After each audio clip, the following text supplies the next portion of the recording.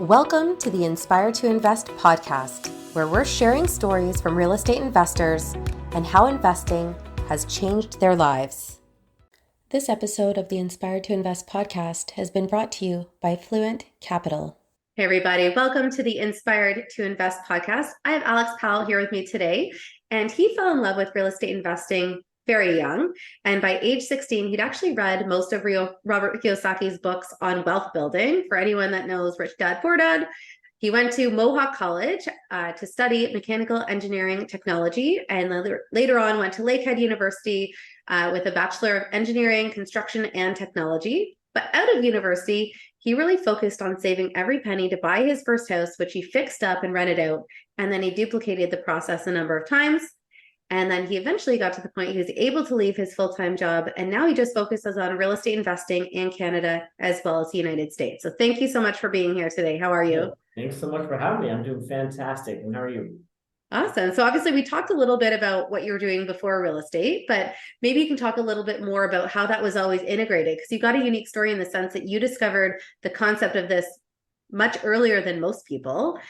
So what was it that really attracted you to that? Like, did someone put the book in your hand? Like, how did you think at 16? I was working at my uncle's shop. He was a tool and die maker. And I come from kind of a family of tool makers. My grandfather was one as well. And I was blown away at how much these guys worked. My father, he's actually an engineer, and he was around for hockey games and stuff like that. But I noticed a lot of the guys in the shop were working crazy hours, and the quality of life wasn't the greatest when you're working like that. So at a young age, I was 14, 15 years old working in the shop. And this was like weekends and summers kind of, right? But I don't want to be doing this.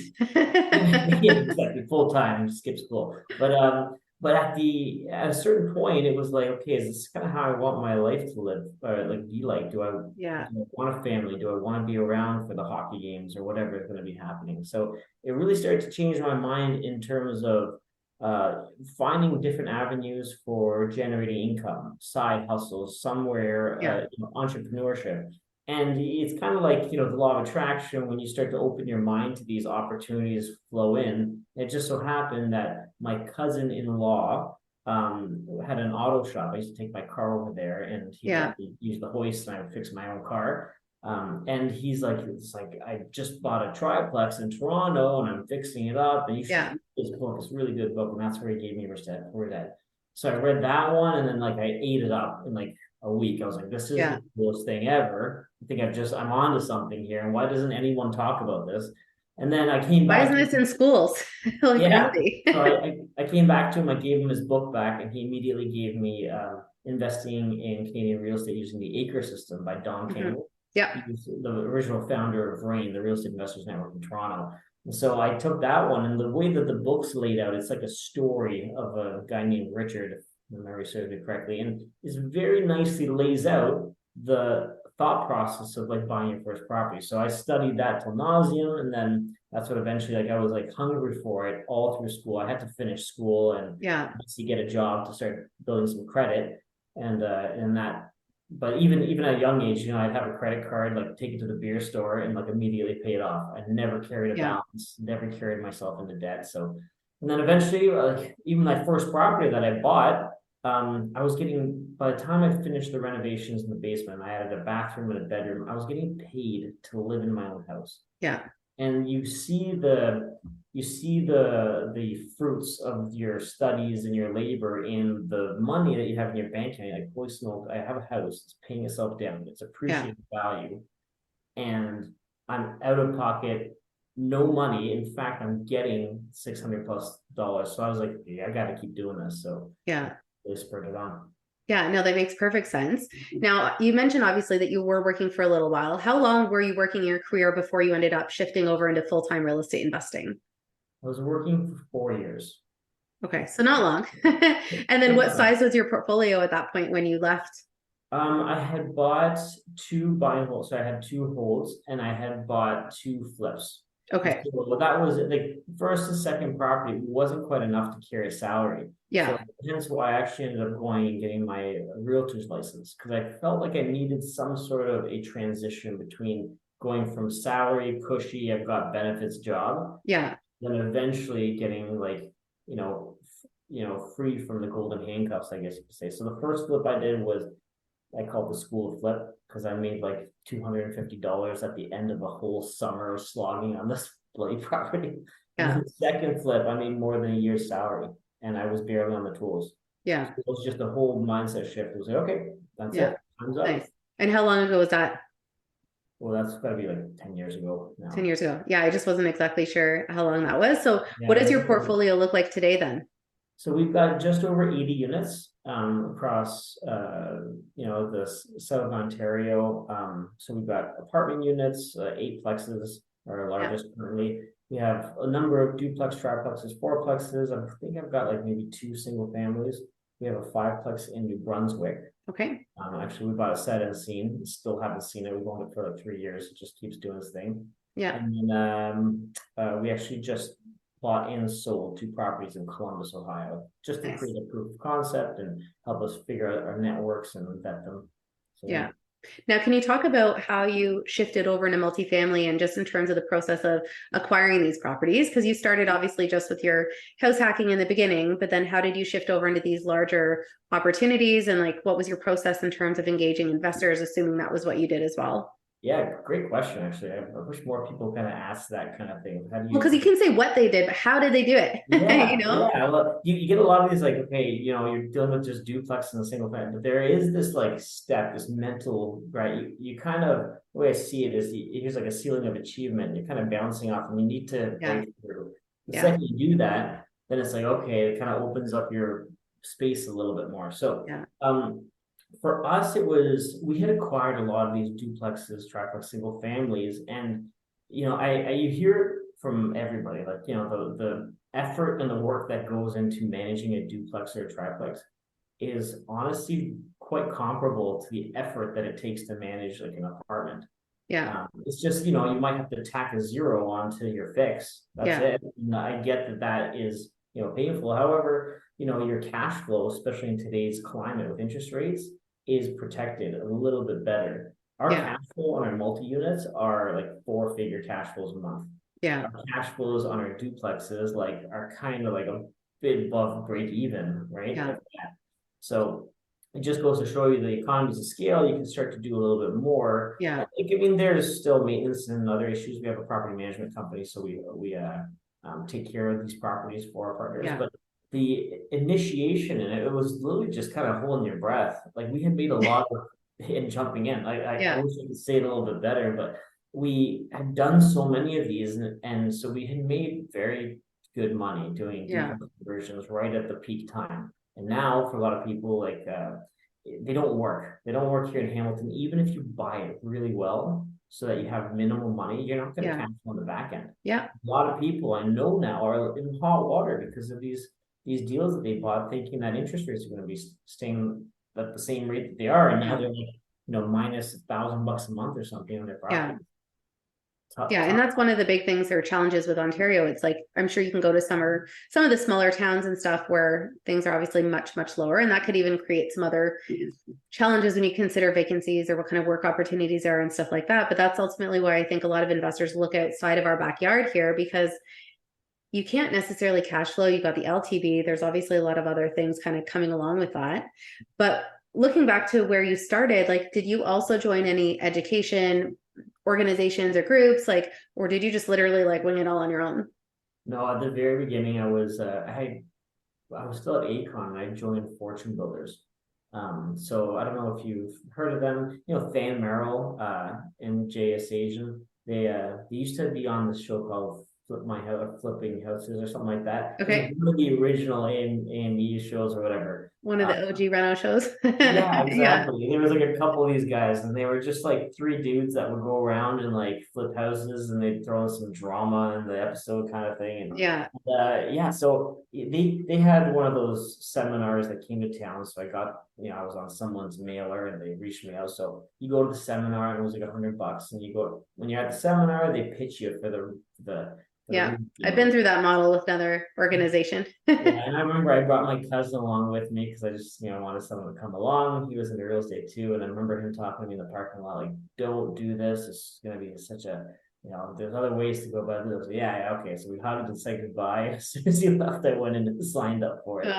And the thought, it was 20,000 American. It was literally like everything I had. Yeah. But I needed to put that pressure on me. I needed to commit to something because that wasn't easy money for me. Like I was working a salary job. I think I was making like 16 or $17 an hour or something like that when I first started. So it was a lot of money, partial credit card, whatever. Yeah. But the thought was if I could do one flip that made 20 grand, then I could get that money back. And at this point, I had already bought 2 properties. So I kind of got the gist. I needed to find a way to accelerate my learning. And so it was actually very good. I love fortune builders. I'm not so much heavily involved in the community of fortune builders. However, it did do a lot for me. Yeah. And I find like with a lot of these things, like Rich Dad Poor Dad has one. You got Keyspire, you've got, Well Simple, or I forget what there's another one out there. There's Wealth Genius and Simple Investor. Yeah, you kind of put them together. Love Genius, exactly. So a lot of these groups have it, and then you get these mixed reports of people like, oh, this is a scam. Is like nothing out there is actually a scam. It's not a scam, and I think the people that say that are the people that sign up and they're not prepared to take action. Totally. So yeah, it's going to be a waste if you go drop 20,000 or 30,000 and you do nothing. Yeah. And they say it's a scam. Like, no, like you have to be ready and prepared to actually do something with what you're about to learn, right? Yeah. And for me, I felt like I could always go back, and even to this, funny enough, when we went into the US, I like reopened up the module and it had like all the forms I needed, everything. I'm like, oh, this is a dream. Perfect. Just what I needed. Yeah, 10 years ago, Alex, thank you for dropping 20K in this. Yeah. No, I think as long as you're investing and you're ready, I think that that's a wise thing to do. I did the same thing when I joined Keyspire going back 5-ish years ago, that I just didn't know what to do next. And, their price tag at the time was 35,000. So, it wasn't something I signed on the dotted line, but I went out and tried to find people that were members, not commissioned sales consultants, and just to validate like what their experiences were like. And I actually found a woman that's a mother-in-law of one of my staff at the time. And she was, she's actually their biggest cheerleader, I think, at this point in time, and biggest advocate. But she kind of said the same thing. If you're ready to take action, it will be worth it. You'll make the money back probably in a few months. She went from something like 9 doors to 54 doors. And now she's doing like land development, big capital raising and stuff like that. So, it was enough to me that I was kind of like, okay, went back, did it, went to their investor summit. And then I took big action and it did a whole bunch of different things. Right. But still part of Keyspire? I am. Yeah. So I'm part of they've got like a big, robust, Facebook group. So it's just, there's a lot of opportunity connection, even just through the community and stuff like that. So, I think going back, they could have maybe structured the membership a little bit differently, which we can talk about offline, but it got me started. So at the end of the day, I think that's really the most important thing. Now, going back to some of your lessons and learnings, what would you say are some of the challenges that you experienced while you were growing your portfolio? I think that one of the biggest one, and I'm still guilty about it, and the more I'm kind of learning and getting older and hopefully wiser, and so absolutely who knows, that's for someone else to judge. But I think that there's this, I grew up always thinking that, if you want to do it right, you got to do it yourself. And part of me still has that kind of internal, like, it's easy to jump in to fix something. Yeah. However, if you're looking to scale, you have to rely on other people. Yeah. Yeah. Our team that you can trust. And like, for example, a very clear example is like here in Hamilton, I typically have been very involved in our flips. I do construction management. Yeah. Partially it's because I also do like it. I do love the technology side and find different ways to make buildings more efficient, whatever. Yeah. However, when we did flips in Columbus, like I don't have that option. Yeah. You just jump in my car, drive 6.5 hours. So I spent a lot of time vetting good people out there. And to the point where these last 2 flips, I had never seen the property, never met the contractor face to face, never met my realtor, never met the wholesaler, never met and we netted between the two about 45K. Yeah. For literally like setting up and trusting and empowering people, So it's funny, I have folks here that have lived or have worked with me for years now, and I kind of, we go job to job together, and they're almost pretty much full time with us. And I find sometimes, without knocking their skills, because I would keep them if they're not good, they are good. But sometimes they're like, Alex, what do I do here? Yeah. Whereas it's like, no, you tell me what you're gonna do, and then I'll Yeah. say yes or no if it works, And so empowering the people and being, it's really started to make me think about leadership in a different capacity. And I think that Yeah. that's a very important thing. But mistakes wise, if I quantify my mistakes, it would probably make me throw up in my mouth. It's it is nothing But it's comes all part of business. It's a cost of doing totally. business. I Yeah. think I found that challenging as well. Like I had my own business for 18 years and we really started to grow our team about 10 years in and I had to like loosen the reins off. Like I was brought in for management and operations. Well, I had to drive the sales of the business. So I needed people to go out and do the work. And it was really hard because it's still like, our brand reputation on the line, my relationship with clients. And, it definitely was hard at times to, it got better as time passed. But, in the beginning, I'd be like, I'll just go into their email on a Saturday morning. I'm just going to see what's happening and do some of their work. I'm thinking like I'm helping them get a leg up on the week. But meanwhile, they're probably like, what is she doing? Yeah, or she's And like, it was having really it hard to just, let go in the beginning. And so Screen will take care of that. She's got it. yeah, so it took time to like trust the team, develop the right systems to training and onboard them properly and develop playbooks and stuff like that. But it's all part of like growing, like as young entrepreneurs, like no one's sitting here teaching it to you. Like you're kind of learning by the seat of your pants. So What I find is funny is that there's this, like, my wife and I were business partners and we have staff, but there's this fear of getting too big because big things fall hard kind of thing, right? And you actually have to aim to build big so that you can step back. yeah. And it doesn't have to be so crazy or so off the cuff, because there's that point though where you are kind of your chief cook and dishwasher, even when Yeah. people are being brought on board, because you have to develop the system, you have to train them, you have to hold them accountable, and then Yeah. you have to give opportunities so that people feel like they're growing within you. Yeah. Is an important thing. So Yeah. No, I very think that's big. fascinating stuff. So Yeah. I guess now when you look at your portfolio and the growth that you have experienced, what would you say you're most proud of? I'm most proud of my family. I will say that. That's probably not the answer you're looking for because you're looking at it from a business standpoint. But I think it's allowed us to do a lot of things. I'm Yeah. proud of the fact that like I get to be home for dinner every night. I'm proud of the fact that I got to take the boys to. So I got 4, 3, and a 1 year old actually Yeah. today. So young family, very, energetic boys, all three of them. But it's at this stage, I can imagine how challenging it was for my grandfather who worked like 16, 17 hours a day. Yeah. And my grandmother was one, or like even my uncle who like he puts in a lot of time. It's a very Yeah. demanding industry, and you gotta kind of put the hours in. But real estate has allowed me flexibility in that sense. Yeah. We make very good income. We have our future that's being set up. We don't have RSPs. We have properties that we came down. Yeah. And the future looks very bright in that capacity, even with interest rates. Yeah. So I think that that's what I'm most proud of, is that making smart decisions earlier on, and that was a byproduct of reading the right things.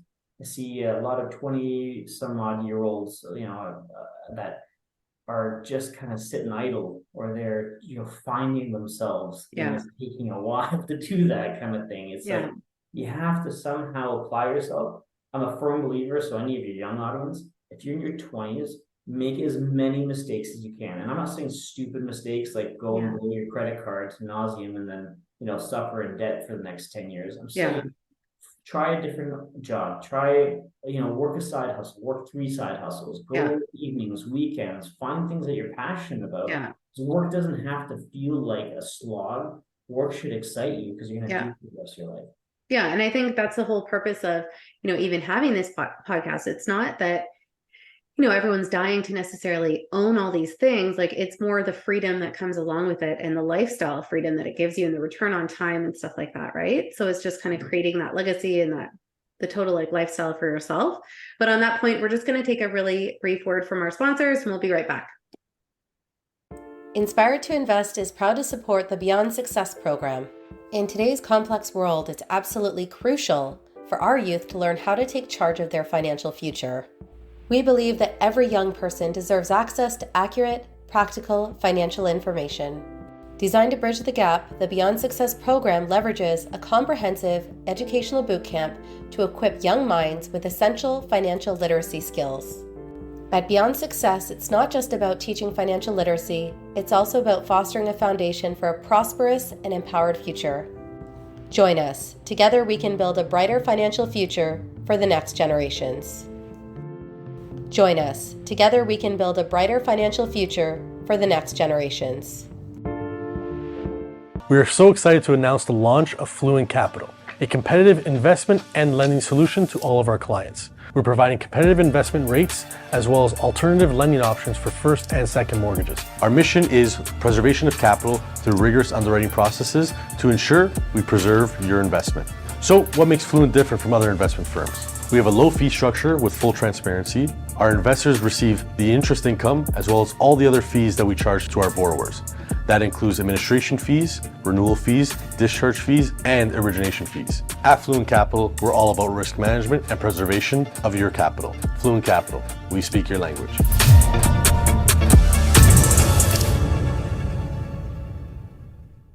Thanks again for following along with this episode of Inspired to Invest. In addition to real estate, investing, and running my own brand experience agency for 18 years, I also published a book called The Accidental Entrepreneur in October of 2021. This is my story, and it chronicles how I turned tragedy into triumph to embrace my destiny in entrepreneurship. If you're interested in picking up a copy, you can find the link at serenahomesrealtor.com, and you can also find my link tree with all of the retailers in the details below. Thanks again for your support. Hey everybody, welcome back to the Inspired to Invest podcast. I have Alex Pal here talking to me about how he's grown his portfolio fairly significantly over the last 10 plus years across Canada and also the United States. So I know we were talking a little bit about your journey. And I guess one big question I have for you is, what's the craziest thing that's happened to you so far as a real estate investor? Craziest thing. There's in terms of like jobs or like things that we've done to properties. Yeah, like anything maybe that you've encountered at a property or their tenant or an employee, like anything that really jumps out that really knocked your socks off. We've done some pretty gnarly properties. Even our designer here locally is like, you guys always buy the best properties. And he means that facetiously in the sense that like they're not the best, they're the worst. So you're going to turn them into the best. Yeah. They've got the most potential. Yeah, we've got some really, really cool before and afters. That we showcased them actually some of them on our website. But we bought fire damage, crack hit infested. Like we bought one of our apartment buildings was an old rooming house that was completely neglected, and the previous owners had bought it off of the previous guy who had it tight, buttoned up, everything was good as a student rental. They bought it and they let in some riffraff that pushed all the students out, and they then announced that they were going to try and get some government grants for keeping it as a safe injection site. And this whole argument for safe injection sites is probably the stupidest thing ever. I'm going to say that to anybody who's listening. This property had not an ounce of copper left in it. The water was shut off. The hydro was shut off. You would walk into this place. There was burn marks everywhere from cigarettes. There's people passed out all over the place. It was terrible to see. And my heart breaks for these. Like, addiction is not something that I, think of lightly. I think it's terrible. However, it's fascinating to me as a real estate investor to be exposed to that. Yeah. How frequently it's great. There's an idea of just taking this property, cleaning it out, kicking it out, and kicking everyone out, and then that's it. Yeah. There was a legitimate tenant. People had just come and gone. Between us getting the property under contract and actually closing on it, there was 2 overdose deaths in the building. Wow. Just like you kind of see that, like you're walking through it and you're just like, it's like you're walking through like Resident Evil with the movie or something like that. And it's just eerie, it's sad, and it's like, you think that the establishments can do better, and they can do better, but also, and the guys that had bought this started it with good intentions. It's like, we're going to do something good for the community. And every single neighbor in that place 3 or 4 times would come to visit us to say thank you for doing something about the problems that were Yeah. businesses would have to close early. Things were getting stolen from their back Yeah. warehouse areas and stuff like that. So it was good on that sense. Anytime you needed water or power, or if we were going through like a shutdown, like, Yeah. oh, you got water, come on, just bring your hose. They connected for us. Everyone was super helpful Yeah. and thankful that like somebody's coming and doing something about it, because Yeah. they don't. So to me, that still is one of the craziest things. And I can appreciate that there are sides of this political debate that are like, well, look at you, the greedy landlord who's doing this, but Yeah. it's that affects everybody. Yeah. People don't Yeah, no, I realize. mean, I understand that. And on a small point, I have a friend that her husband's a paramedic.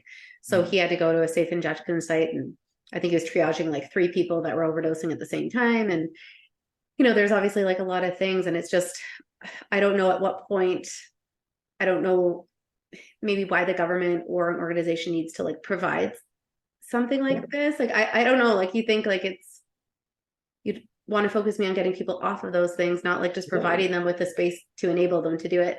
And I don't know, maybe that's politically incorrect to say that. Oh, So I don't want to get any like podcast, like I don't really know, but I mean at the end of the day, like I can understand what you're talking about and how one house or like one bad egg in a neighborhood can really affect everybody, right? Like I even have a home very close to us that the property owner turned it into a rooming house, and there's, I don't even know, maybe 8 or 10 people, and we live in a pretty good community, but this one house is like, why?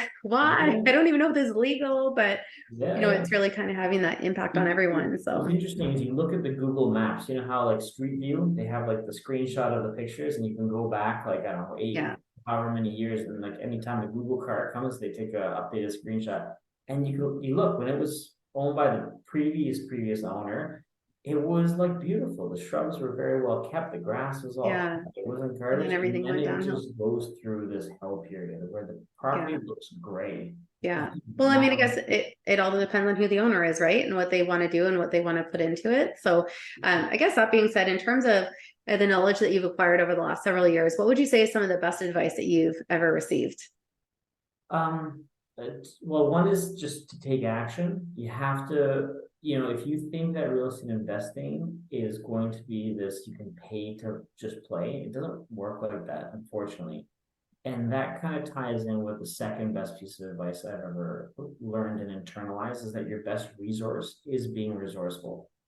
And I think that's something that's really resonated with me, because as a real estate investor, there's an entrepreneurial flair to it where you have to be creative. You have to find a different way to do things, whether that's in your financing, in your construction, or in finding deals. Like, where are you going to find properties? So you're ready to buy. I'm a real estate investor. I just read Robert Kiyosaki's book for the first time, and I'm ready to go. Now what? You're just going to scan online and buy the first thing you see or not. Yeah. You have to start to look and feel and make connections, and don't be afraid to make phone calls. Yeah. Especially with the texting world nowadays and messaging, people are afraid to pick up the phone. I don't understand why. It's very common. Just pick up the phone, call somebody, build a connection. Coffee. Yeah, no, that makes perfect sense to me. Now, obviously, you've been working on building your portfolio in a couple different places. What would you say is next for you? Do you have a specific number of doors or like value that you're working towards? Yeah, actually, we are in the process of working towards, we don't have a deal in place, but we're setting up all the groundwork for it. Yeah. We're going to be looking at like the 50 plus units in the US. And so that's the next big leap. And so I'm very excited for that. Because once again, like I was talking about at the beginning, there's that ceiling of achievement. And what does that look like? Yeah. People do it. So what's different where they do it? All it is a different thought sequence and a different process and a different way to analyze the property. And then you're raising gap where you're having different conversations on that. Luckily, we have a lot of experience, using other people's money, and we have a very good reputation in the investing world, and we have a lot of joint ventures who've made a lot of money with us. So that part is probably the least of my worries. It's more about finding and vetting the right deals and how we Yeah, no, that makes perfect sense. Now, in terms of your financial freedom number, just on the personal side, is there anything that you've defined as something that you want to see in your own life, for your family, and for your legacy? Like a quantifiable X per month dollar? Yeah, like would it be a cash flow number? Would it be a volume of the portfolio? Like, know? Yeah, I would say it's definitely more of a cash flow number than a volume number. If I can get the same cash flow with one big kahuna deal, sure. Yeah. For me, it's like, I know that the quantity of units can often seem. Yeah, people like to say they've got like 200 doors or 1,000 doors. Yeah, exactly. But I could imagine 1,000 single family homes, I would rip my hair out. Yeah. But Yeah. it's I think that the thing that I look for, and one of my guiding principles, is consistency. Yeah. And I think that it's almost a fallacy in my own life, and I acknowledge that, is that I like consistency, but I'm always jumping into something new to try it and do something better. However, I think, well, you're consistent with that. yeah, exactly.